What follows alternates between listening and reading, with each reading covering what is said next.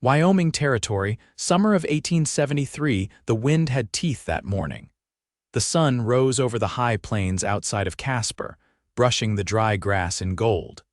Hawks circled above the ridgeline, and a wagon wheel creaked as it turned slowly down the empty trail. The woman driving it had blood on the hem of her dress and a baby balanced on each hip, their faces tucked against her collarbone. She had not slept in 2 days. Her name was Florence Dunn, and she had been banished, not for stealing, not for lying or adultery, but for giving birth to twin girls. The town preacher called them a curse, born under a red moon. Her husband Thomas had died before the birth, kicked in the chest by a mule during a storm, and Florence had no man to defend her, so they cast her out.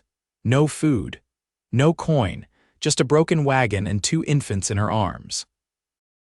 By the time she stumbled off the trail near a watering hole, her throat was raw from thirst and her arms shook from holding her daughters. She dropped to her knees beside the shallow creek and leaned over the bank, careful not to jostle the girls. One stirred, whimpering softly. "SHH Delia," Florence whispered. "Just a little longer, baby." The other twin, Daisy, let out a soft cry and kicked her legs. Florence pressed her cheek to their fine hair, whispering nonsense to hush them. Her lips were dry, her heart beat too fast. She was not sure if she was going to faint or die. A shadow moved behind her without sound. A man on horseback watched from the ridge. He had been following the broken tracks for nearly an hour, curious who had left them. Whoever it was, they were not headed anywhere with sense. He dismounted and approached slowly, boots crunching over dry dirt. "You all right, madam?" His voice was low, steady. He had a rifle slung over his shoulder and a wide-brimmed hat shading his face. Florence turned fast, clutching her daughters tighter. Her eyes were wild, untrusting. "Stay back." She rasped. He raised both hands. "I am not here to hurt you. Name's Hayes Northwood. I saw your wagon tracks, thought someone might be lost." She looked him over dusty coat, a clean-shaven face, no badge, no preacher's collar. His eyes were light brown and kind. He looked like a man who had worked hard and never raised his voice unless he needed to. "We do not want help," she said, even though her hands trembled from weakness. "You sure? You look like you have not had water in a while, and those little ones." He nodded toward the girls. "They cannot go much longer like this." Florence did not answer. She was too tired to argue. Hayes stepped forward, slow as a man gentling a spooked horse. He took a canteen from his saddle and knelt beside her, offering it without touching her. She took it, drank, then tipped a few drops onto a handkerchief and dabbed her daughter's lips. Hayes watched her closely. "Where are you headed?" "Anywhere they will not stone us in the street," she said bitterly. He blinked. "Stone you? They say we are cursed because I had twins, because my man died." "Because I have no one." Hayes's jaw tightened. "That is not a curse, that is just plain life, and it is cruel enough without people adding to it." Florence looked away. She hated how the kindness in his voice made her throat ache. "Do you have people nearby?" she asked, her tone quieter. Hayes tilted his head.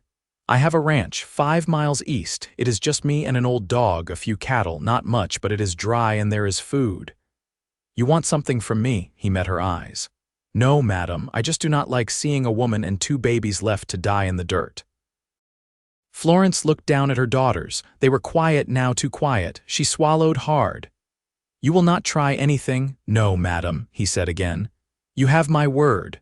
She nodded once. Hayes helped her onto his horse, careful not to touch her more than needed. He lifted the girls into her arms after she settled in the saddle. Then he walked beside them, leading the horse step by step toward the rising sun. At the ranch, Florence could barely stand when she dismounted. Hayes caught her elbow, steadying her. "You are safe now. Let me get you inside."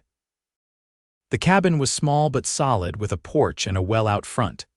Hayes opened the door and cleared a space on the cot near the wood stove. Florence lay down, the babies curled against her. Her whole body sagged into the mattress. "You can rest," he said gently. "You are not alone anymore." She wanted to cry, but she was too tired. Instead, she whispered, "Thank you," and closed her eyes. The next morning, Florence woke to the smell of coffee and cornbread. Light spilled through the window, warming the floorboards. Delia and Daisy were asleep in a wooden crate Hayes had padded with wool blankets. Hayes sat at the table, carving a piece of wood into the shape of a rocking horse. His hat was on the peg, his sleeves rolled up. He looked up when he saw her stir. "Morning, you slept hard." She sat up slowly. "I cannot stay long. You can stay as long as you need." "I do not want your charity," he stood. "It is not charity. I am not doing this out of pity." "Then why?" Hayes walked over and crouched so they were eye level. "Because I think you are strong as hell, and those girls deserve a chance." "That is all." Florence stared at him. Her chest hurt in a way that was not pain. She had not heard words like that since Thomas died. She looked toward her daughters. Delia stirred in her sleep, her little hand curling around Daisy's. "They are all I have," she whispered. "You are not alone anymore," Hayes said. Florence blinked fast and looked away. She did not know what to say. Days passed. Then a week. Then, too, Florence began helping in the garden, sewing new clothes for the girls, mending Hayes's shirts. He built a wooden crib for the twins and carved their names into the footboard, Delia and Daisy. She baked bread. He taught her to shoot. They talked over quiet dinners, their words easy. Hayes never pushed. Florence never ran. One night, Florence stood on the porch watching the stars. Hayes came up beside her, silent. "You never asked what I did before the twins," she said. "I figured you would tell me when you were ready." She looked at him, her face lit by moonlight. "I was a teacher. I used to believe life made sense in a book. That if you followed the rules, good things came. And now I believe in the man who gave 3 strangers a home with nothing asked in return." Hayes looked at her for a long time. Then he reached out and gently touched her hand. "Florence," he said, voice soft. "I do not want you to leave," she swallowed. "I do not want to leave either." He stepped closer. She reached up and touched his cheek, her fingers trembling. "I am scared," she whispered. "So am I," he said. Then he kissed her and the world went still. Florence kissed him back. And for the first time in a long, long time, she felt like home. The afternoon sun hung low, casting long shadows over the cottonwoods along the creek. Florence sat cross-legged in the shade behind the cabin. A length of muslin stretched across her lap, her needle gliding through it in slow, practiced movements. Delia and Daisy lay in a woven cradle basket beside her, their arms twitching in sleep, cheeks pink from the heat. A breeze stirred the tall grass, and the muffled sound of a saw rasped from the barn. Hayes had taken to checking the fence lines each morning, then turning his attention to a new lean-to he was building behind the barn. She hadn't asked what for he worked without complaint and came in smelling of cedar and sweat, his hands nicked from the blade. He'd taken to fetching eggs from the henhouse without her asking, and she'd noticed how his gait softened when he passed the cradle. She finished the final stitch, tied off the thread with a tug of her teeth, and folded the small garment over her lap. A dress for Delia she'd make Daisy's tomorrow. She set it aside and looked toward the barn. "You've been at it for hours," she said once she reached the doorway. Hayes straightened, brushing sawdust from his trousers. "Just wanted it done before the rains come." "What's it meant for?" she asked, stepping inside. He turned toward the half-finished structure, a simple open shed, roof already framed. "Thought the girls might need a spot to sit in the shade soon once they start crawling. I'll hang blankets down the sides when it's hot." She stared at it, blinking once. "You built that for them?" "Of course I did." A silence passed between them, filled only by the whisper of wind through the barn slats. Then Florence stepped closer, folding her arms. "You always do that," she said. "Do what? Act like it's nothing. Like it costs you nothing to share what you have." He leaned against the wall, arms crossed now too. "I don't think it costs anything to care. Not everyone agrees. I'm not everyone." She looked away, jaw tight, then back at him. "When you say things like that, I don't know how to answer. You don't have to." Another silence. She rubbed her thumb along the seam of her skirt, then let out a breath. "Thomas wasn't cruel," she said, "but he never asked what I needed. He just expected I'd manage." Hayes didn't move, didn't interrupt. "I always did," she went on. "But sometimes I wanted someone to notice when I couldn't." Hayes stepped forward, slow enough not to make her flinch. He stopped with a respectful distance between them. "I notice," he said. She met his eyes, then looked away again, voice quieter. "I know you do." From outside, one of the twins stirred, letting out a soft wail. Florence turned toward the sound instinctively, but Hayes touched her arm just briefly. "I'll get her." She hesitated, then nodded. He stepped outside, and she followed him onto the porch as he crouched beside the cradle basket. He picked up Delia with both hands, careful and sure, cradling her against his chest. Florence watched the way his hand supported her neck, the way his voice dropped low as he murmured something to soothe her. Delia hiccuped once, then settled. "She trusts you," Florence said. "She's got a smart head on her shoulders," he replied. She smiled, but it faded quickly. "I'll need work," she said. "Some kind of way to earn. You don't owe me anything?" "I don't want to owe you," Hayes nodded. "All right, there's a widow east of here, Mrs. Tallow. Her eyesight's gone poor, but she keeps bees.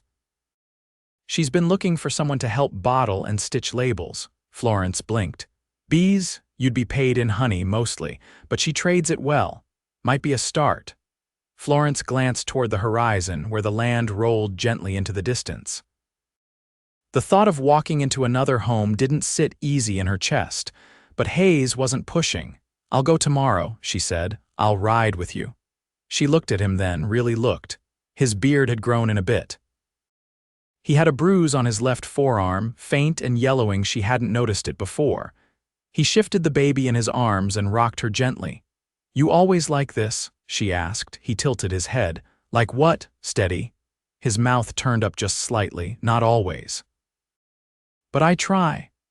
A gust of wind stirred the dust along the trail. Florence sat on the porch step and reached into the cradle to lift Daisy. The baby's eyes opened, unfocused and dark, and she gave a tiny sneeze. Hayes sat beside her, still holding Delia. "I think there'll be walkers before long," he said. She nodded. "That's when the real work begins. We'll manage." She turned toward him.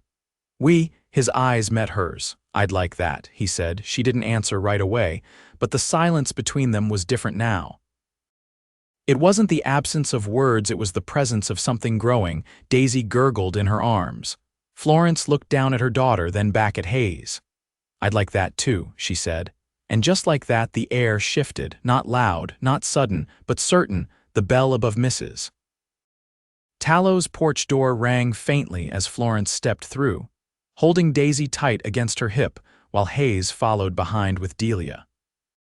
The scent of beeswax and dried lavender clung to the air, and the windows were covered with thin muslin to keep the sun from bleaching the shelves of glass jars that lined the walls. Mrs.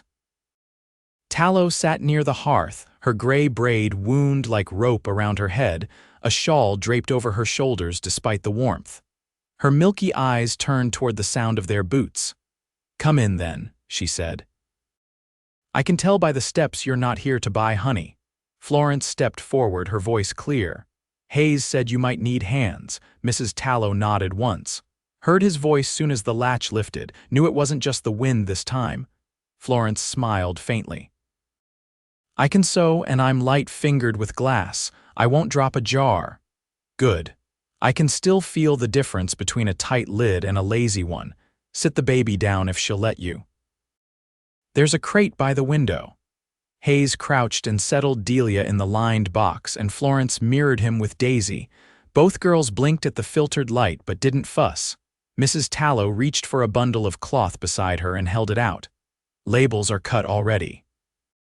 Stitch them onto lengths of ribbon.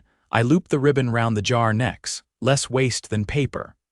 Florence sat at the corner table, fingers moving without hesitation. Hayes lingered by the door, eyes sweeping the room. "You're always watching things," Mrs. Tallow said, her tone dry. "I like to know what's around me. You're one of those quiet men who keeps a rifle under the bed and bread warm in the oven." Florence glanced up, amused. "That's not too far off. I like him," the old woman said. "He doesn't talk unless he means it." Hayes looked at Florence, then back to Mrs. Tallow. "She's the one you ought to be watching. She's the brave one." Mrs. Tallow didn't respond right away. Then she said, "Bravery's just fear with knees that don't buckle." "She'll do." They stayed until the sun tipped west. Florence stitched until her hands ached, stopping only to nurse the girls once. Hayes helped Mrs. Tallow stack filled baskets in the larder, and when it came time to leave, she pressed a small jar into Florence's palm. "Rose honey," she said. "For your tea or your scars, whichever needs it more." Florence looked down at it, throat tightening. "Thank you." Outside, the sky ran soft with copper and blue. Hayes lifted Daisy into the sling across his chest, tying it with practiced ease. Florence carried Delia, her head resting against her collar. "I didn't realize how much I missed working with my hands," she said as they walked. "Doing something that stays done. You looked steady in there." I felt steady. A silence passed, thick with meaning. "When I came west," Hayes said, "I thought I was looking for space. Turns out I was just waiting for the right reason to stay still." Florence glanced at him, a question in her eyes. He kept walking. "I never thought I'd want to share my land or my table. But I do now." She stopped mid-path, boots sinking into the soft dirt. "Hayes," he turned, Daisy asleep against his chest, his face open and unguarded. "I'm not asking for promises," he said. "Just truth." Florence stepped toward him. "I don't know what tomorrow looks like. But I know I want to face it with someone who builds cradles without being asked." He didn't speak, but his hand reached for hers as though it had always belonged there. She let him take it. The walk back to the cabin was quiet, not for lack of things to say, but because no words were needed. That night, after the girls were asleep, Florence stood at the wooden table, drying dishes while Hayes fed a fresh log to the stove. "I've been thinking," she said. He looked up. "I want to plant a row of beans along the fence. Could teach the girls to tend them when they're older." He leaned against the counter, drying his hands on a cloth. "I'll dig the rows tomorrow, and maybe we could build a second bed." His brow lifted slightly. "For company, for family." Hayes crossed the space between them, slow but sure. He touched her face with the back of his hand, then laid his palm against her cheek. "I never thought I'd say it, but you and those girls, you made this place feel alive again." Florence leaned into him. "Then let's keep it alive, together." They didn't kiss, not that night.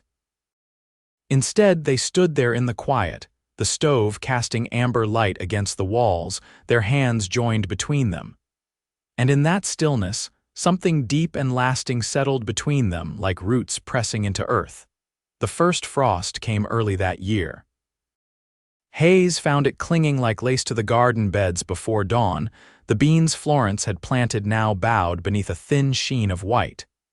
He touched the curled leaves with 2 fingers, then stood and pulled his coat tighter. The girls were still inside, curled against their mother in the warmth of the cabin. He'd split wood the night before, enough to keep the stove going until midday. Inside, the cabin was quiet save for the low pop of kindling catching flame. Florence lay on her side, hair loose over the quilt, one arm curled around Delia, the other stretched toward Daisy. Both girls stirred in the half-light, their cheeks still full with sleep. Hayes shut the door gently behind him. "I didn't think it would come so soon," she said without lifting her head. "It'll pass quick, just a warning." Florence sat up and gathered the girls into her lap. "We'll need to bring the herbs in. The rosemary's too tender for this kind of cold. I'll help after breakfast." He poured hot water from the kettle into a tin basin and set it on the table. She dipped a cloth into it and cleaned the girls' faces, then her own, her movements running smooth from habit. "I had a letter once," she said, not looking up, "from my mother's sister in Ohio, years ago, asked me to come east after Thomas died, said it'd be easier among womenfolk. You never went." I couldn't stomach the thought of being pitied. Hayes leaned against the doorframe. "She's still right," Florence shook her head. "Not since I didn't answer." He didn't press further. The past had a way of quieting when you let it settle. By midday, they'd harvested what they could. Bundles of thyme, sage, and lavender hung from the rafters, scenting the air. Florence worked with her sleeves rolled, her hands dusted with earth. Hayes caught her humming once a low, almost soundless tune and said nothing, but the sound stayed with him the rest of the afternoon. Later, while the girls napped, Florence sat at the table with a stack of linens beside her, patching worn spots with even stitches. "There's a gathering next week," Hayes said gently. "Out at the Bixby's place, just a harvest meal, folks bring what they can." Florence didn't look up. "You go to things like that, sometimes." "Why?" "To remind myself there's still neighbors." She set her needle on the table and looked at him. "You think we should go?" "I think you should decide for yourself." She glanced toward the cradle where the girls slept, then out the window where the sky had turned the color of pewter wool. "I don't want to be stared at," she said. "You won't be alone." She nodded once, slow and thoughtful. "I'll think on it." That evening, Hayes brought in a crate and set it near the hearth. Inside were strips of soft leather, some dyed, some plain. "My ma taught me to work with hide when I was a boy," he said. "Figured the girls'll need shoes come spring." Florence ran her fingers over the material. "You kept all this?" "I keep what might be useful. I never learned leather work. I'll show you." She smiled, then not wide, not bright, but real, and picked up one of the softer pieces. The next few days passed with the rhythm of early cold. Hayes repaired a stall in the barn.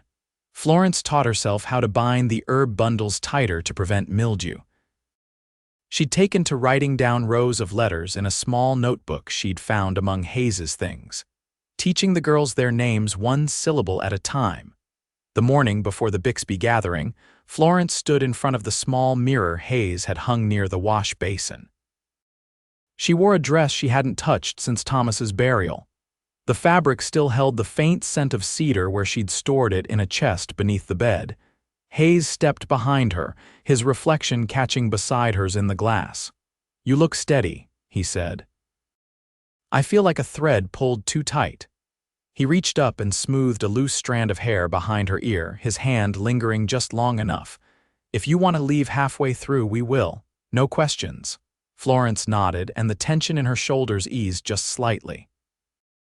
The wagon ride was quiet. The girls sat between them, wrapped in thick shawls, their heads bobbing with each turn of the wheels. The Bixby homestead came into view just as the sun broke through the cloud cover, casting gold along the tops of the cottonwoods. Dozens of buggies and wagons lined the field nearby. Florence's hands tightened on her lap. Hayes glanced over. "You're not them." She looked at him. "You're better," he said. She exhaled and gave a single nod. Inside the barn where the gathering took place, long tables were arranged end to end. Platters of roasted squash, loaves of bread, and pies lined the boards. A fiddle played somewhere near the back, slow and warming. Florence didn't let go of Hayes's arm at first, but when Mrs. Tallow appeared beside her, a tin cup of cider in her hand, and said, "I knew you'd come with your chin high." Something shifted in Florence's face. She released Hayes's arm and took the cup. "Don't think I don't see how he watches you," Mrs. Tallow added, nodding toward Hayes. "That's not the look of a man doing a kindness. That's the look of a man who's found a place to root." Florence looked toward him, across the room, where he was bouncing Daisy in one arm, laughing quietly with a neighbor boy who'd made a face at her. That ache returned, not the kind that came from loss, but the kind that made space for something else. When she stepped forward and took Delia from the cradle Hayes had set beside the table, he looked at her with a question in his eyes. She leaned in close.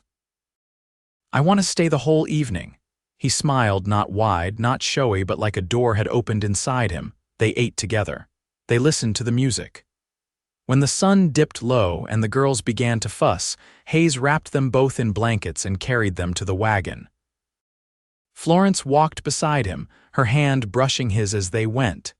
When they reached the porch that night, stars scattered above like spilled oats, she turned to him before he could open the door. "I'm not afraid of being seen anymore." He looked at her for a long moment. "You're the strongest woman I've ever met." She stepped forward, hands on his chest, his heartbeat steady beneath her palms. "I think I love you," she said. He didn't answer with words. Just took her face in his hands and kissed her with the quiet certainty of a man who knew exactly what he wanted. And for once, she didn't feel like she had to earn it. She already had. The first snow came in the night, soft as flour sifted onto the roof. By morning, the world was hushed. No bird song, no rustle of wind through grass, just the slow drip of melting flakes from the eaves and the muffled crunch of boots as Hayes crossed the yard to check the barn roof. Inside, Florence stood near the window with Delia on her hip and Daisy tugging at her skirt. She pressed a hand to the glass, watching Hayes test the eaves with a long-handled broom.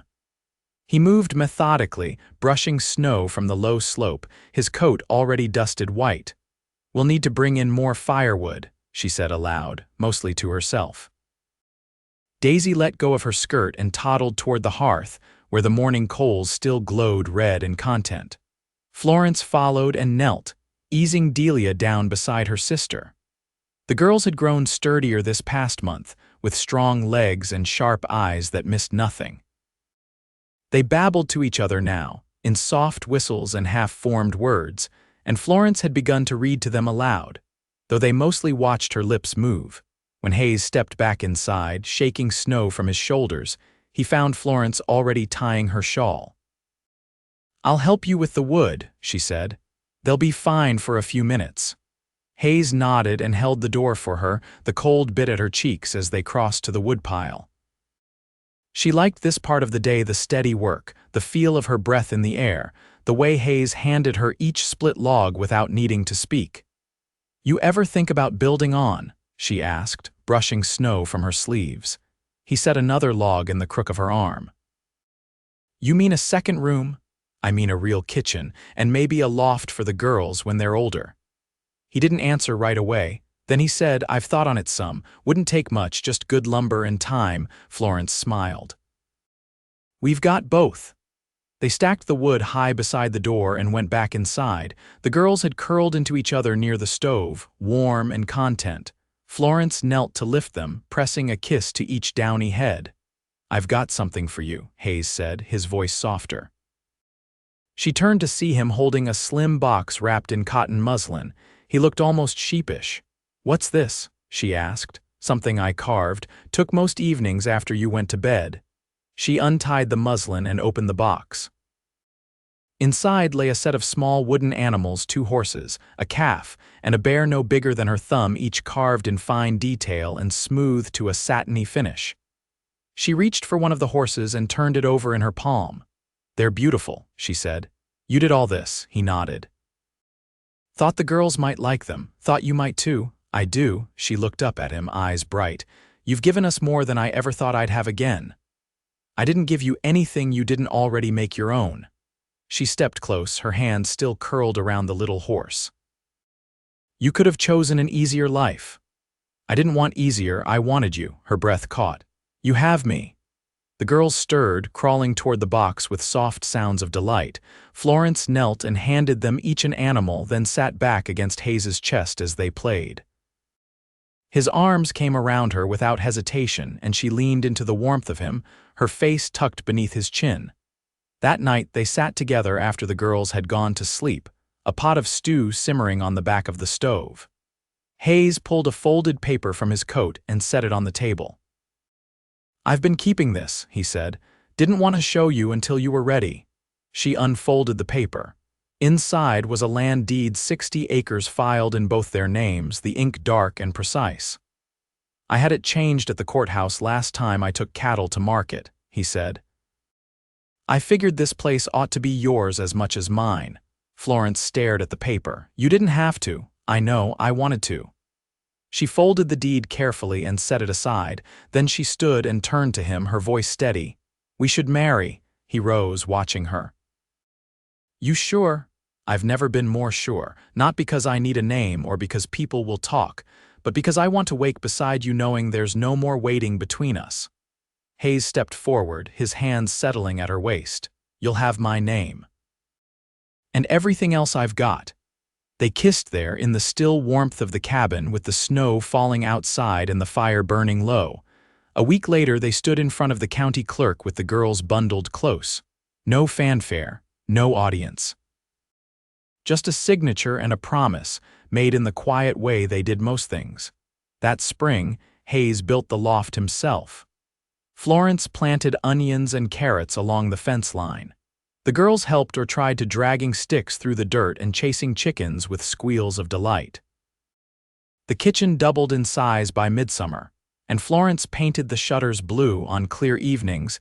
They sat on the porch with the girls asleep above, their fingers laced together and their knees touching. Hayes would say, "This is what I hoped for," and Florence would answer, "It's more than I ever dreamed." They never left the land. There was no need. Everything they had ever needed had grown from the soil beneath their feet and the quiet, enduring love between them. Nothing grand, nothing loud. Just a life made whole together.